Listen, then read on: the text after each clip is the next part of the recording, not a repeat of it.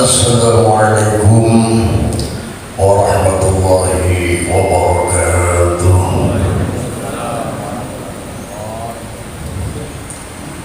Alhamdulillah, alhamdulillahil qadim wujuduh, al-alim fadluhu wajuduh, khaliqil aflaki wa mudabbiriha wa badi'il asyari wa musawwiriha.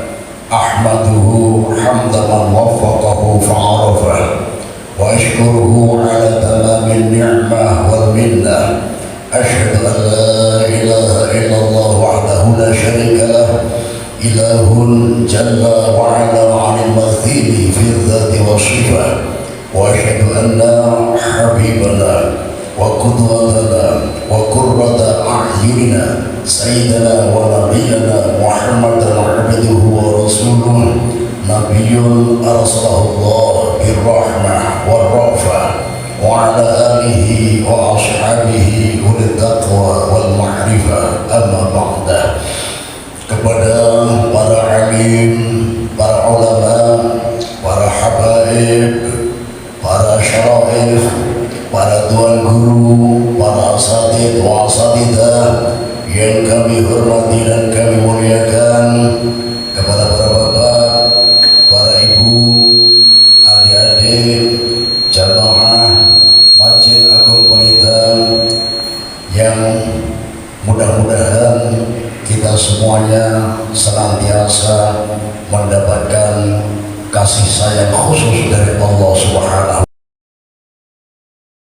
wa ta'ala, mendapatkan perhatian khusus dari Allah Subhanahu wa ta'ala, mendapatkan perlindungan khusus dari Allah Subhanahu wa ta'ala, sehingga kondisi kita senantiasa sehat jasmani, sehat rohani, dan sehat ekonomi. Amin, amin, amin ya rabbal alamin. Puji syukur pada senantiasa kita panjatkan dari lubuk hati kita yang paling dalam kehadirat Allah Subhanahu wa ta'ala atas limpahan rahmat, taufik, hidayah dan inayahnya yang diberikan kepada kita semua. Ya akhirnya pada kesempatan subuh hari ini kita bisa berkumpul bersama, bermuajah, saling bertatap muka dalam rangka mengkaji ilmu agama demi pendekatan diri kita kepada Allah Subhanahu wa ta'ala. Kita berkumpul dalam kondisi syihah, afiah, tanpa kekurangan sesuatu apapun. Mudah-mudahan perkumpulan kita pada pagi hari ini bisa menjadikan salah satu sebab, salah satu sarana berkumpulnya kita nanti di surga yang tertinggi, surga Al-Firdaus, bersama para sahabat-sahabat yang mulia. Setiap saat kita diizinkan, diberi kemampuan untuk memandang wajah manusia yang paling mulia, wajah yang bercahaya, wajah yang indah, yaitu wajahnya Rasulullah sallallahu alaihi wasallam. Amin, amin ya rabbal alamin. Salawat salam kita haturkan kejunjungan kita baginda Rasulullah sallallahu alaihi wasallam beserta para keluarganya, para sahabatnya, dan para pengikutnya sampai akhir zaman. Alhamdulillah, kita dalam segala hal dituntut untuk bersabar dalam segala hal. Kita mulai dari kehidupan keluarga kecil kita. Barangkali bagi seorang suami kebetulan mendapatkan ujian dari Allah berupa istri yang akhlaknya kurang baik, atau sebaliknya seorang istri yang mendapatkan ujian suami yang akhlaknya kurang baik. Maka di sini Rasulullah SAW menganjurkan tetap bersabar. Paling tidak dengan kesabaran tersebut kita digadang-gadang oleh Allah dengan pahala yang sangat besar, seperti yang diriwayatkan oleh Imam An-Nasai dan Imam Ibnu Majah. Qala Rasulullah sallallahu alaihi wasallam, man sabara ala su'i khuluqi zaujatihi utiya mithla thawabi Ayyuba alaihissalam. Barang siapa dari seorang laki-laki, konteksnya seorang suami yang sabar menghadapi istri yang akhlaknya masih kurang baik, maka dia akan diberi pahala seperti pahala kesabaran Nabi Ayyub alaihissalam. Luar biasa. Jadi kalau kebetulan para bapak diuji seperti ini, maka ingat-ingat hadis ini. Jadi dengan adanya istri yang akhlaknya kurang baik, pintar ceramah, cuma ceramahnya hanya pada suami, istilahnya suka bentak, cerewet, suka ganyang suami. Nah, dia jadi kalau akhlaknya seperti ini, maka ingat-ingat dapat pahala seperti kesabaran Nabi Ayyub alaihissalam. Bagaimana ujian kepada Nabi Ayyub luar biasa. Beliau dulu asal mulanya kaya raya, bersyukur, beribadah, luar biasa ibadahnya, sampai-sampai Allah memujinya. Dan ketika Allah memujinya, maka disinilah ada makhluk yang iri, iblis. Ya Allah, pantas saja Ayub beribadah, hartanya banyak, istrinya banyak, anaknya banyak, banyak semua, ya. Nah, terus Allah menyerahkan, aku serahkan hartanya kepadamu, terserah kamu apakan. Nah, pertanian gandum yang begitu banyak siap panen, beberapa ribu kambing, beberapa ribu onta yang tergembala dan ada yang di kandang, terserah. Ternyata oleh iblis tinggal ditiup langsung terbakar semua, habis. Dikabarkan kepada Nabi Ayyub, wahai Nabi Ayyub, ya, kebunmu ribuan hektar terbakar semua. Beliau bersyukur, alhamdulillah, inna lillah wa inna ilaihi raji'un. Ini semuanya milik Allah dan kepadanya lah akan kembali. Sabar, tetap beribadah, ya. Kemudian peternakannya ditiup oleh iblis, akhirnya terbakar semua. Dikabarkan ke Nabi Ayyub, tidak goyah, tetap ibadah, ya.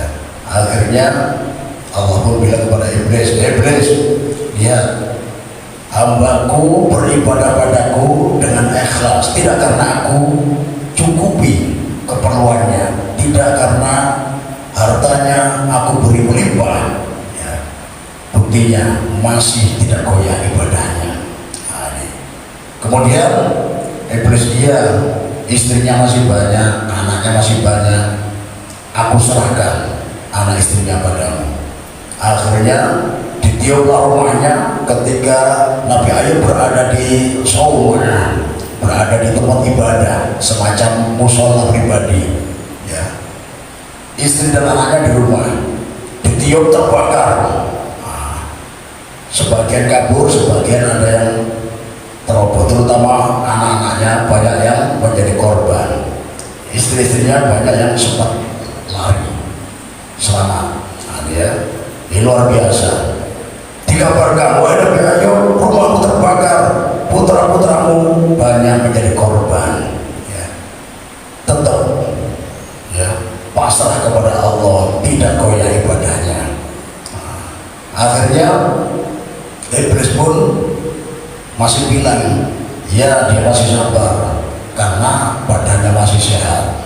Akhirnya Allah pun menyerahkan badannya, aku serahkan badannya Ayub padamu.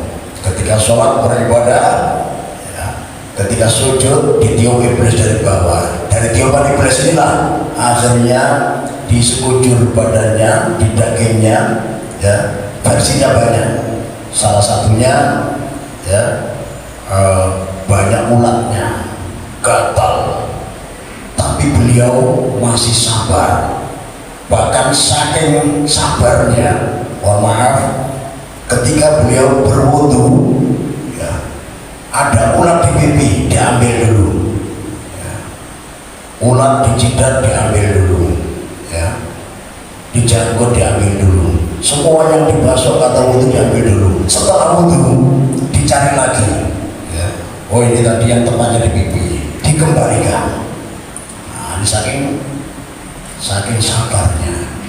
Coba Bapak, sudah ini ulatnya, cari ulekan, ya, dikeprek, ya, atau kadang saking jengkelnya dimutilasi ulatnya, ya, dipotong, ya, dari belakangnya, kulitnya berdahulu potong dikit-dikit biar bisa. Ini kalau umumnya manusia.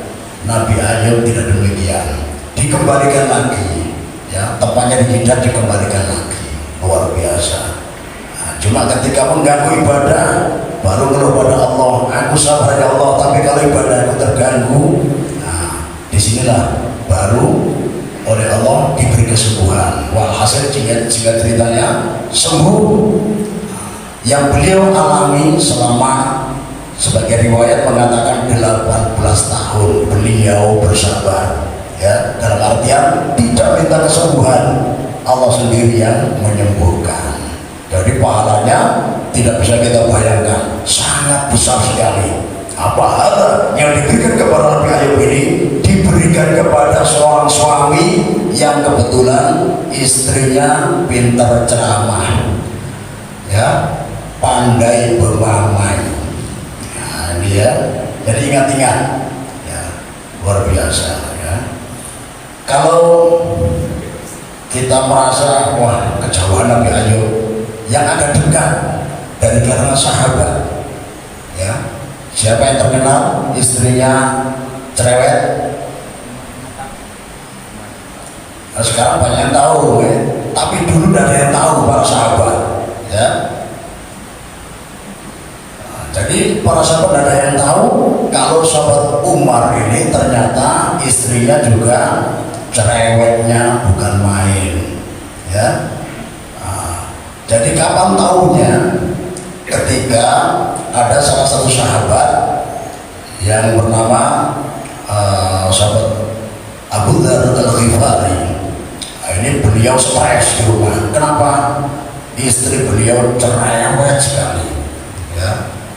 Jadi beliau dalam kondisi andilau. Masih ingat andilau? Antara dilema dan galau. Nah, ini istri saya ini perlu saya pertahankan atau perlu saya ceraikan biar saya tidak stres terus-terusan. Nah, di saat itu para sahabat tidak gegabah. Jadi beliau langsung konsultasi kepada pakarnya, tidak tanggung-tanggung, langsung kepada Amirul Mukminin sahabat Umar bin Khattab radhiyallahu anhu ta'ala, pemimpin kaum muslimin sedunia, ya. Abu Dzar silaturahim. Nah, kebetulan sahabat Umar masih keluar kota, ditunggu. Nah, ternyata ada kelihatan atau dengar kabar sahabat Umar sudah kembali, ditunggu. Setelah datang, tidak langsung dicegat, tidak langsung dihentikan, ya, karena beliau dari bepergian, ditunggu beberapa waktu dulu. Ya, namanya orang dari bepergian jauh, biar masuk dulu, paling tidak bisa bernafas dulu. Nah, sekiranya sudah cukup bernafasnya, Abu Dzar Al-Ghifari juga keburu ada keperluan yang lain. Nah, ini waktunya aku bertamu. Ketika mau bertamu ke rumah sahabat Umar, baru mau ngetok pintu, ya. Nah, ini ngetoknya pakai batu akik atau pakai tangan, ya. Masih bingung ini, ya. Nah, jadi mau ngetok, baru terdengar ada piring terbang, ya, piring terbang pecah, war, gelas terbang, tawar. Ini yang luar biasa ya. Makanya saya sarankan bagi suami yang istrinya suka marah-marah, suka melempar piring, gelas, saya sarankan pakai piring atau gelas yang terbuat dari plastik ya. Atau paling enggak Tupperware, entah yang asli atau yang KW, walhasil yang anti pecah biar awet. Nah dia ini bahaya. Tidak hanya piring terbang ya, gelas pecah, tapi bentakan-bentakan dari seorang istri, marahnya menggebu-gebu, didengarkan oleh Abu Dzar Al-Ghifari. Ini suara istri sahabat Umar. Kemudian mendengarkan jawaban yang sangat pasif. Naam, aywa, istilah bahasa Spanyolnya inggi pun gitu ya. Nah, jadi luar biasa. Disinilah Abu Dzar Al-Ghifari ya kagum pada sosok sahabat Umar ya. Dimarahi istrinya, ternyata dia pasif, tidak membalas sedikit pun, justru menjadi pendengar setia. Nah dia luar biasa ya. Terus kemudian mungkin di depan pintu kelihatan ada bayangan. Sahabat Umar melihat sepertinya ada tamu ini. Jadi istrinya yang lagi ceramah menggebu-gebu ya. Istilah kita tuh takbir, Allahu Akbar. Biniku ya setumat ya, biar berhenti sejenak. Kenapa? Sepertinya ada tamu ya. Jadi jangan sampai ada tamu yang kecewa, dalam artian belum memenuhi hajatnya, kemudian dia pulang, jadi dia kecewa. Jangan sampai kita mengecewakan umatnya Rasulullah SAW. Jadi mohon maaf, ceramahnya dipending dulu. Setelah aku nemui tamu, nanti aku akan duduk manis lagi menjadi pendengar setia. Oh ya sudah, kebetulan aku sudah mangga nih ya, ngos-ngosan. Nah, berhenti sejenak, keluar. Ketika dibuka pintu, sahabat Abu Dzar sudah berbalik arah untuk belum jauh. Dipanggil, ya Abu Dzar, ta'al, Abu Dzar, kemari. Ya. Bukankah kamu tadi yang bertamu tadi? Nah, ya Amirul Mukminin, ya, aku yang mau bertamu. Nah, lantas engkau belum menyampaikan hajatmu, keperluanmu belum kau sampaikan padaku. Kenapa engkau sudah pulang? Nah, ternyata ya, ampun maaflah Mas Umar. Nah, dia mohon maaf sahabat Umar, aku tadi sebenarnya mau curhat. Curhat apa? Istriku Masya Allah cerewetnya bukan main, pemamaian ya. Pokoknya ada masalah kecil dibesar-besarkan, walhasil cari alasan untuk memamai. Nah ini ya, akhirnya apa? Makanya saya mau konsultasi ya, makhluk seperti istri saya itu loh, perlu dipelihara atau dilepaskan aja. Kami kayak melihara kambing aja ya. Istri ya jangan dilepaskan, dipegang ya. Nah, terus apa yang kamu curhatkan? Itu makhluk seperti istri saya ini perlu saya pelihara atau saya cerai. Nah di sini ya. Tapi mohon maaf, sebelum aku bertamu, sebelum aku ngetok pintu, mohon maaf, karena teriakan istri Anda sangat nyaring ya, jadi saya dengar bentakan-bentakan istri Anda, ada piring terbang sampai pecah, gelas terbang yang pecah, saya dengar semua. Dan mohon maaf, ini adalah jawaban untuk saya ya. Jadi ketika istri saya marah, saya harus mengikuti seperti Anda, menjadi pendengar setia ya. Apalagi mohon maaf, saya baru mikir, saya banding-bandingkan, ternyata secerewet-cerewet istri saya masih cerewet istri sampean. Ya, Masya Allah. Jadi saya malu sendiri. Anda yang luar biasa ya, istilahnya disegani teman, disegani lawan. Ini tidak sembarangan ya, teman segan, lawan pun segan. ya. Suminil aja sempat ngambek tidak mengalir, dapat surat dari Anda langsung takut, ya, langsung ngalir, ya. Pokoknya kenangan orang-orang pasti pernah sampai bentak kebanyakan, kan ya. Nah, ada jin, ya, mau lewat dengar di jalan ini, di jalan Pelita ini ada Umar. Waduh, mendingan lewat jalan Padat Karya yang dekat Bengkulu sana, supaya nggak berpapasan, biar jauh, yang penting aman, tidak ketemu Umar. Nah itu ya luar biasa. Nah ternyata sahabat Umar ini orangnya konsisten. Dalam artian apa? Tidak hanya masa hidup, ya, orang banyak dibentak, malaikat munkar nakir pun dibentak. Nah ini luar biasa.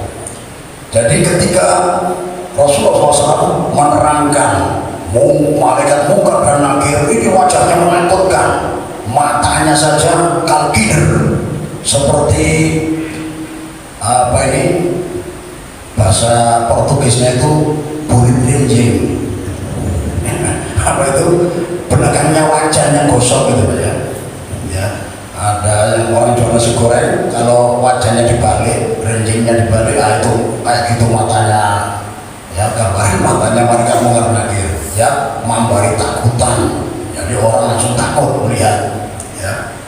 Nah, ketika para sahabat takut, ternyata sahabat Umar memberanikan diri bertanya, wahai Rasulullah, apakah kondisiku di dunia ini sama dengan kondisiku nanti di alam kubur? Rasulullah bersenyum, na'am, iya. Nah, maksudnya apa? Di sini aku nggak pernah takut sama siapapun. Dan kalau kondisiku di kubur sama, akan aku lawan malaikat munkar nakir. Nah, dia ternyata ketika beliau wafat, salah satu sahabat yang mulia, sahabat Ali bin Abi Thalib karramallahu wajhah, semua sahabat pulang, sahabat Ali bin Abi Thalib duduk bersikup. Ditanya oleh sahabat yang lain, wahai sahabat Ali, kenapa kau tidak cepat pulang sama-sama kami? Ya, bukan hanya kau yang bersedih, kami juga bersedih, ya. Tapi sahabat Ali nyuruh mereka duluan, kalian duluan aja, aku ada urusan pribadi. Nah, ya, ternyata sahabat Ali memohon kepada Allah supaya diberi mukasyafah, diberi pandangan mata hati. Ternyata dijabai oleh Allah SWT. Tidak lama lagi malaikat munkar nakir datang. Assalamualaikum. Sahabat Umar bin Khattab, ya, sekali rohnya dikembalikan langsung terbangun gagah, sempat takjub, wih, ini malaikat munkar nakir, ya, matanya kayak burit rinjing ini. Nah, ya. Jadi sempat takut. Ditanya, man rabbuka, man nabiyuka, bilang, kamu ini nanya-nanya terus, ya, kamu tahu siapa aku? Ya. Siapa kamu? Aku Umar. Wih, gara-gara Ayu Ting Ting ini salah alamat palsu ini. Keliru, ya. Ternyata takut ini ya, kita hadapi Umar ini, ya, ya, jin-jinnya takut kita. Kita lapor pada Allah, berbalik, dipanggil, munkar nakir, tangan, ya, kesini kalian berdua, sini, jangan main kabur aja, belum selesai urusan kita. Wah, ini, iya, apalagi, sudah, aman sudah, tidak perlu tanya. Ternyata ditanya oleh sahabat Umar, ya, ikan berdua ini, ya, setiap kali nanya orang baru meninggal, apa muka kalian kayak ini? Ya, kalau muka Muhammad bari maras, tidak masalah, ya. Ini Muhammad bari takutan, orang takut, ya. Aku aja tidak pernah takut sama siapapun. Ketika melihat wajahmu, muhakam ini, ya, langsung takjub aku, ya. Sempat ada rasa takut. Nah, cuma aku lawan karena pantangan bagi Umar untuk takut. Nah, dia, aku lawan. Aku tanya, setiap saat engkau bertanya wajahmu seperti ini, berdua jawab nah, iya. Ya, aku pesan ya, mulai saat ini ketika menanyai jenazah orang muslim ganti wajahmu ya, ganti yang lebih bagus ya. Atau pakai topeng ya, topengnya para artis, intinya yang tidak memberi takutan. Nah, ternyata nah mereka patuh ya. Kenapa? Kasihan saudara-saudaraku kaum muslimin muslimat ya. Aku aja yang gak pernah takut lihat wajah kalian berdua sempat ada rasa takut, apalagi kaum muslimin muslimat yang secara umum mentalnya ciut-ciut sudah semasa hidupnya menghafal jawaban karena takutan melihat muhaikan bisa-bisa hilang hafalannya. Nah, terus ya Pak ya, nanti aku turuti semua.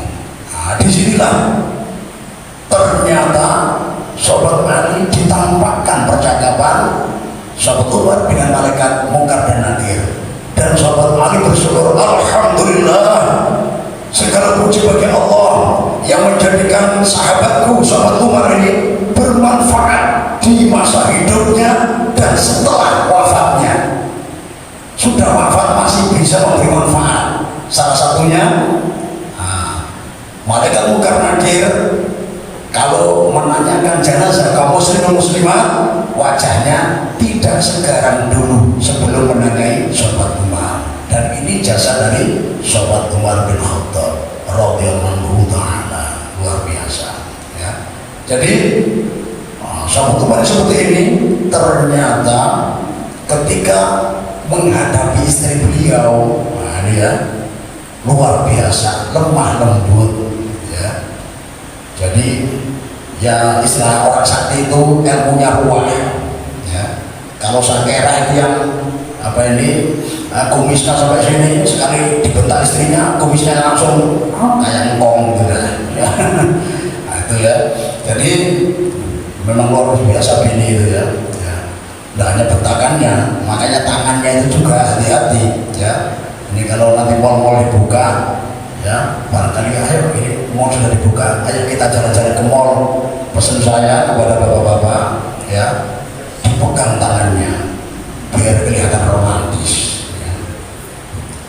Nah, tangannya terutama ya dipegang biar romantis ya. Itu alasannya ya, padahal aslinya apa?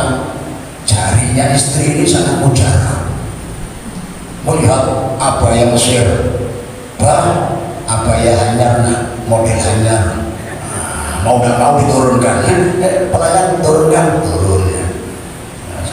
Oh daster, wah ini dari Mekah ini, ngorek-ngorek ya. Nah, akhirnya itu Pak turunkan ya. Pokoknya apa yang ditunjuk ini turunkan, tasnya sudah banyak ditunjuk turunkan ya. Makanya kalau jalan-jalan ke mall tangannya dipegang ya biar kelihatan romantis ya. Mau nunjuk pegang ya dituntun ya. biar aman ya, luar biasa. Nah, jadi sang istri ya caranya seperti itu, ternyata Sobat Umar menghadapinya dengan lemah lembut dan penuh kesabaran. Akhirnya Sobat Abu Dzar Al-Ghifari bertanya, wahai Amirul Mukminin, mumpung kita ini bertemu apa ini istilahnya bertemu empat mata ya, sebenarnya aku sudah mendapatkan jawaban, tapi supaya lebih sempurna ya, tanya bagaimana resepnya ya. Anda yang luar biasa gagahnya, ganasnya, tegasnya, tapi menghadapi istri kok bisa dengan sabar dan ridho, ikhlas, penuh kasih sayang. Apa resepnya? Nah, di sini, wahai saudaraku, sahabat Abu Dzar Al-Ghifari, ketika istriku ceramah menggebu-gebu, nah dia, aku sambil memandang wajahnya dan mengingat-ingat jasa-jasanya. Nah, ya, jasa istri kita ini sangat banyak, ya. Dengan berkat istri kita punya istri, pandangan kita terjaga karena kita sudah punya istri. Kemudian dengan jasa istriku, alhamdulillah namaku akan tersebut, terkenang selama-lamanya. Kenapa? Karena istriku memberikan keturunan anak-anakku. Coba kalau istri tidak memberikan keturunan, tidak bakal disebut nama Umar. Karena jasa istri punya anak, anakku namanya Abdullah, dipanggil Abdullah bin Umar. Nah, jadi jasa istrilah namaku akan terkenang. Ya. Aku selalu tampil fit, kuat, sehat. Kenapa?